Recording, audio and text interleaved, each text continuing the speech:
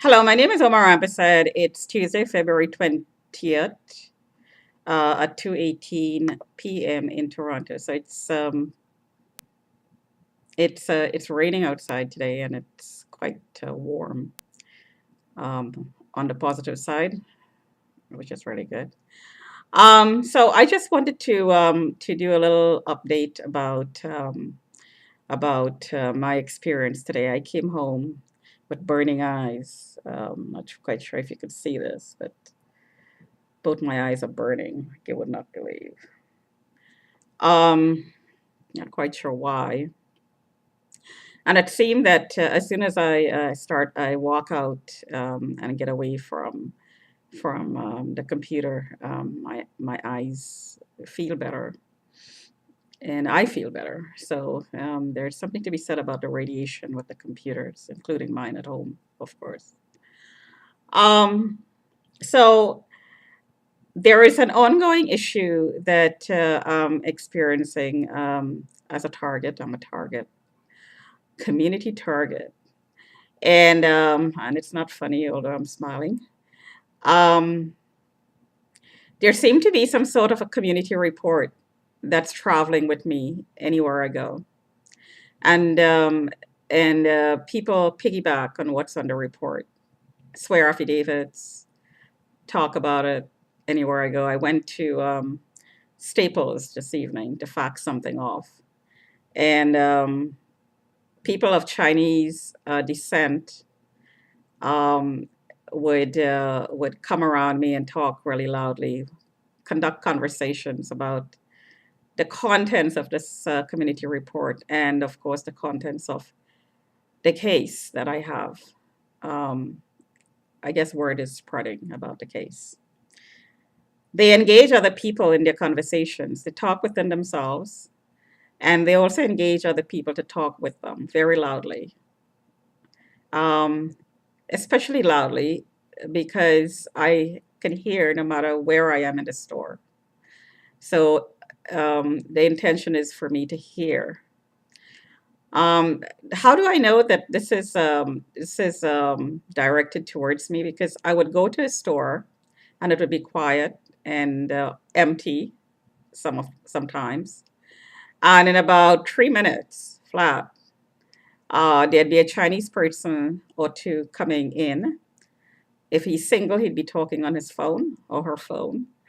And if he's with somebody, she or he or she is with somebody, they would conduct a conversation within uh, between themselves. And the topic of conversation would be, of course, prostitutes, people gerbling, um, old Chinese men having their hands inside of her, whoever her is, calling the names of people who have their hands inside of her. She really used to be a prostitute, and these remarks are consistent every time, every single time. The topic of conversation is the same, and certain names from this building are called. These names are people who I have in court right now. So this is harassment anywhere I go. This has been going on for quite a while. It's very specific now because of the case, the legal case I have. But this has been going on for the last at least 10 years. And I'm suspecting that at least 10 years now, um, envelopes, files have been opened to accumulate information to justify mental evaluations for me. And this information that's been accumulated is being released to the public. Keep in mind the goal, because I'm a target, is destruction, dehumanization, disrespect, dishonor. These are the goals. Because a target is a non person. That's the definition of a target. You can do anything to a target and you will not be prosecuted. Because once you're on the list, this is the definition. You're on the list as a target. Everybody could act on you in a negative way, in a criminal way, but they will be free. Nothing will happen to them. So this is what I've been experiencing for the last 10 years that I can pinpoint. I'm sure it was happening before. Um, I'm sure if I go dig up in a courtroom, um, affidavits, court documents that were submitted to get to justify a mental evaluation of myself by people um, who's involved in this program from this building, from wherever, I will find names of people who've lied on the affidavits, saying things like I'm soliciting, I'm stalking, I'm stealing, like pens, I steal things from the kitchen, forks, and so on. None of this is true. I'm hearing comments about things that I did at my sister-in-law's house when I stayed there for a year. I heard that I did things to her grandkids. I heard that I need Vagisil. I heard that I had infections, that my underwear was yellow.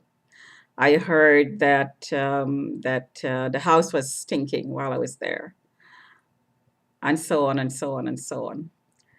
I was invited to stay at my sister-in-law's house while my unit was listed for sale. It was being shown by the agents, and I didn't want to live in it and mess it up. I cleaned it up and I left, and I was invited to stay with my sister-in-law um, during the time.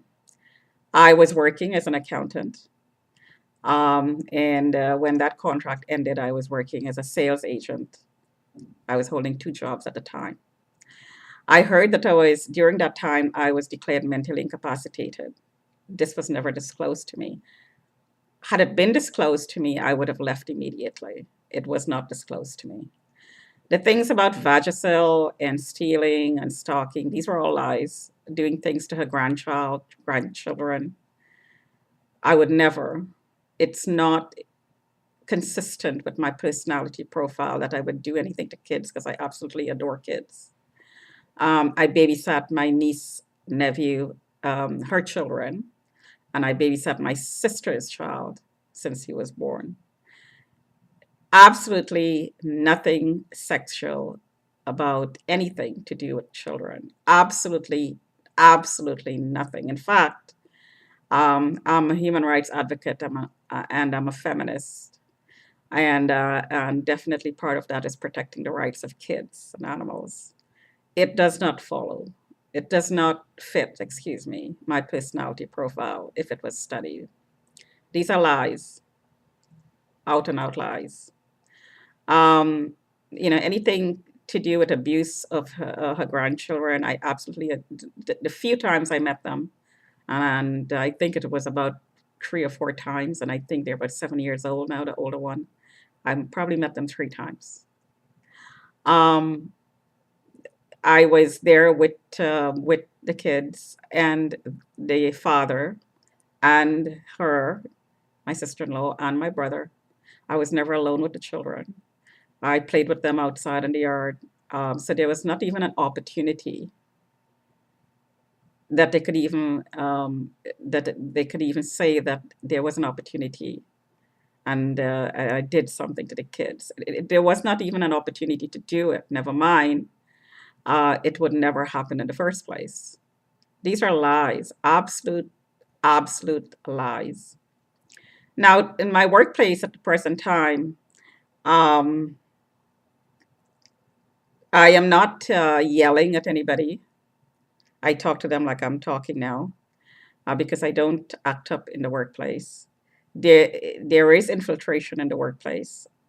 I am being harassed in the workplace because of what's going on in this building.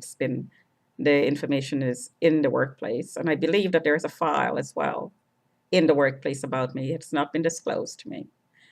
There is harassment, and I'm suspecting it's based on the contents of this file.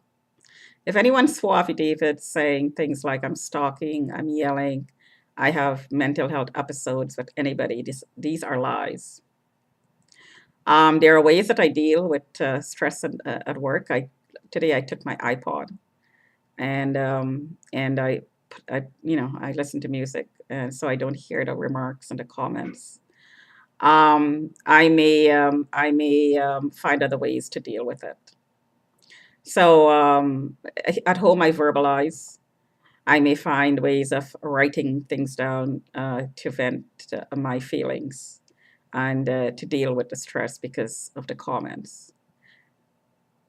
I've never yelled at anybody. I've never raised my voice. I've never acted in any professional manner, unprofessional manner, with anyone in the workplace. Anybody who's saying this is lying, absolutely lying, and it's probably piggybacking on the reports that they probably have that's not been disclosed to me. If this has ever been disclosed to me in any workplace in the past, I would have left immediately, obviously, because it opens me up to all kinds of harassment. And in the past workplaces, it would definitely explain some of the documented harassment with the police and the HR department. So I'm just saying, if anybody's swearing things in the workplace or even in the building, like stalking, stealing, masturbating in public places, washrooms, touching myself at work, touching other, groping other people, I heard, fornicating, all these things are just attempts to degrade, dehumanize, label me as a prostitute in order to traffic, I believe, by traffickers, because I am being targeted by traffickers. Talk to you another time.